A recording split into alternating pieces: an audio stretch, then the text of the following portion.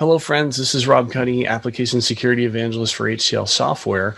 And if you've been following myself and my friends Colin Bell and Chris Stewart on the Application Paranoia podcast, then you know that here in Season 2, for our odd-numbered episodes, we've been taking a look at specific capabilities and functionalities that have been added to AppScan. So let's take a look at what we did in Episode 7. So in Episode 7, we focused entirely on AppScan on Cloud, and we talked about improvements that were made in both March and April of 2021. In March, we started by introducing some improvements and updates to the user interface, including some of the changes for things like menu bars with a new order and new items, navigating between different views with breadcrumbs, changes to the application page, including the wizard flow that was updated, a single application page that gives a new dashboard, providing a graphic overview for things like a risk rating, compliance status, stand status, issues by severity, and a lot more. A new policies page that now shows not only a list of those policies, but also the applications that are associated with each policy, rather than the reverse, making it a whole lot easier to know what policies are tied to what applications. And then with the Create Scan Wizard, improving the flow, and for DAS scans, having a separate path for creating those scans with an uploaded file. In our issues area, we did some improvement to the content and functionality, specifically around the how to fix areas.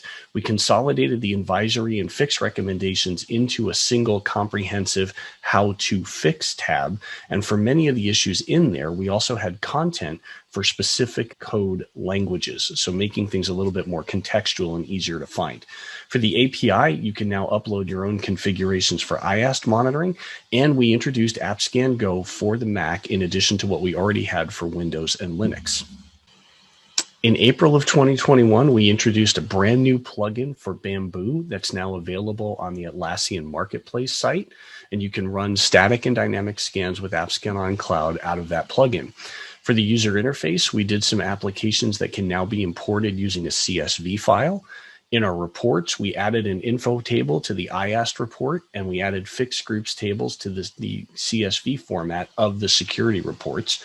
We also introduced a new and faster source code only scanning for a few languages, and we added some additional functionality for the Q analysis command line interface command for both Windows and Linux, and those give some optional parameters for enabling and disabling email notifications or running scans as a personal scan. Now, in addition to these things, we had a really fun conversation that we entitled The Elephant in the Vacuum. And this was all about how to triage and fix the things that static analysis gives you from a very high level.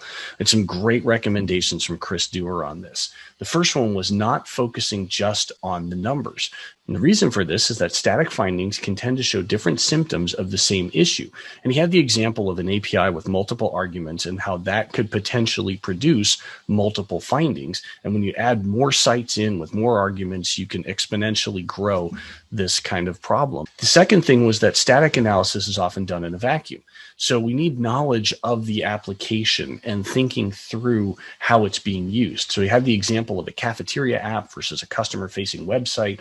They're going to have different actors, different types of concerns. And so we need to think about which quote unquote planet of concern we're orbiting and apply that filter to the result. The third thing was removing the hay, finding the gold, right? So static analysis shows actual data flows through the app. All of those flows through the app are not created equal, and not all of them have the same security impact. So you're far better served locating where data is originally coming from and where it's being consumed, as opposed to those intermediate data flows. And then his fourth suggestion was talking with the developer, because at some point you're going to have to review these. And so you need to ask the right questions and have a detective mindset in gathering the data. Keep in mind that you don't have to justify noise to yourself. You actually have to justify it to an external agency, which will review those results with you. So you want to get insight from the developers who are part of that process. And his last tip was start somewhere. It takes a bit, but getting started and getting going is really important. And then we talked about all of these things with our special guest, Julie Reed, who is product manager for AppScan on Cloud. And we had a great discussion with her on all of these new capabilities in ASOC and doing some of these fun tips with static as well. So if you're interested in getting a hold of the podcast or haven't heard about us, you can find us on appscan.buzzsprout.com or on your favorite podcast platform, or you can engage with us on Twitter using the handle @appparanoia. So take a look today, download the episode, and let us know what you think. We would love to hear from you.